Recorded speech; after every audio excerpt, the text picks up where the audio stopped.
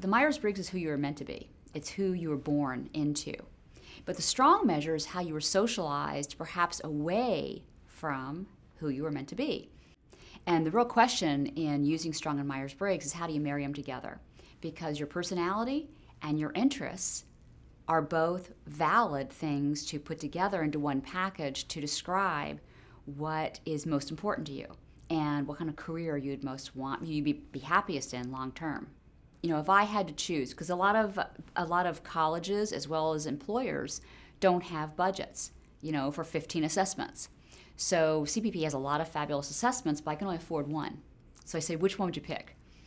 And it's a very personal thing because people who are in training, people who are in counseling always have a preference on how they want to approach things like this.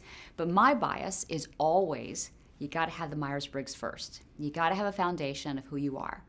So what comes naturally and easiest to you, that comes first. Then the strong is the second step.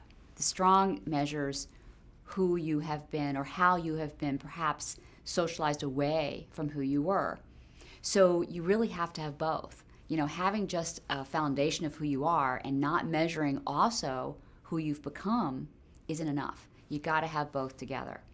So Myers-Briggs is an amazing tool to use in organizational development and helping students figure out who they want to be when they grow up, but it's not siloed into those compartments. It's actually something you learn, and you learn it for your entire life.